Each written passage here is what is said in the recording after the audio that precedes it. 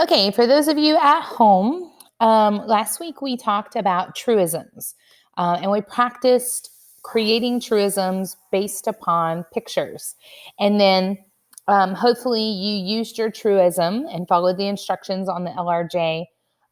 You used your truism to kind of guide your essay last week. What we're going to see is that we can take these truisms and evolve them into a thesis statement.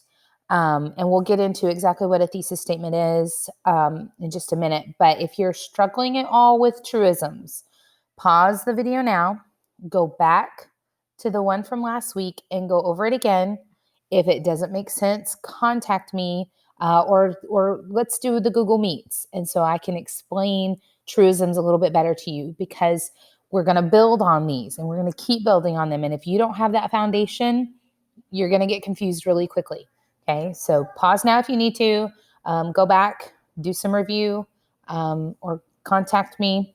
But we're going to go ahead and move on with evolving them into a thesis statement. Okay, so last week we read the story Test by Theodore Thomas, and some of the big ideas that we came up with in class anyway were some of these.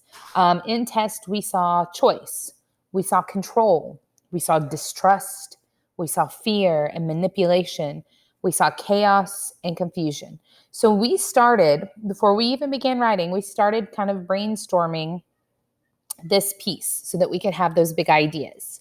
Okay. And it wasn't terribly difficult after that to use those topics, simply add something here from the middle, and then come up with a truth about them, or a truth that connected to the text. Okay. So here's a few examples of things we came up with. We said stuff like, distrust comes in many forms in this story, and that choice isn't always without consequences, that manipulation requires belief, and that fear controls every decision. Okay, these were our truisms for this text. Okay, we felt like these four things are true for probably 98% of the text and for 98% of the people who read it. So now we're going to take those truisms and we're going to evolve them into these thesis statements. Whoops, let me go back. So the thesis statement, what exactly is it? Well, it's the most important sentence in your essay.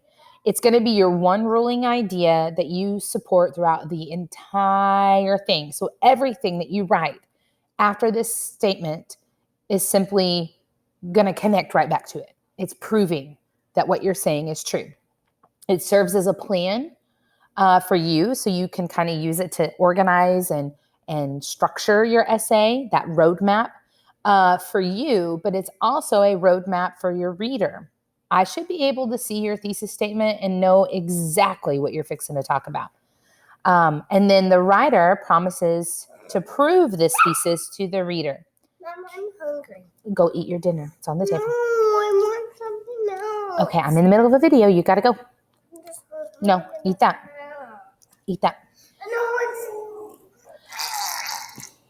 I'm in the middle of a video. Will you please go over there? The dinner's gross. I'm sorry. Go. All right. So you're promising to prove the thesis to your reader. But the thesis is your opinion.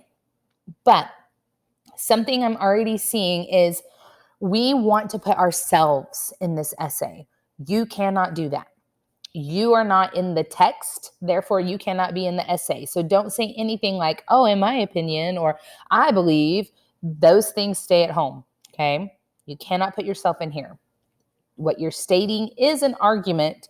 It's not fact, but it cannot involve you, okay?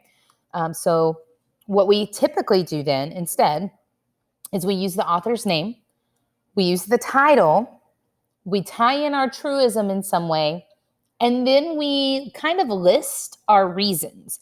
And our reasons need to be tied into these literary elements and techniques that we're learning. So if you can find a way to tie in setting, if you can find a way to tie in characterization, those are the things that we're looking for.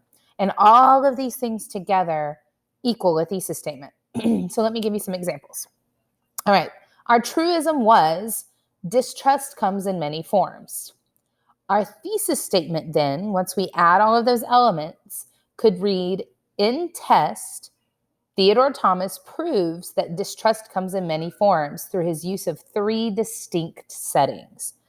What you're telling me is that you're going to prove that distrust comes in many forms. You're going to prove that truism, and you're going to do it by talking about the 3 settings that you see in the text. This is a good thesis statement. We could take the truism, choice isn't always without consequences, and we could write something like Robert Proctor, the main character of Test by Theodore Thomas, learns that choice isn't always without consequences when he is faced with both real and hypothetical possibilities.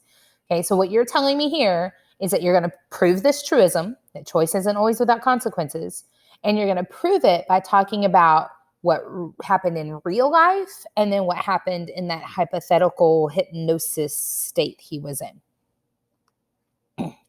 If we use manipulation requires belief, we could say something like, throughout Test by Theodore Thomas, the system manipulates through belief in a crash, in a test, and in a choice.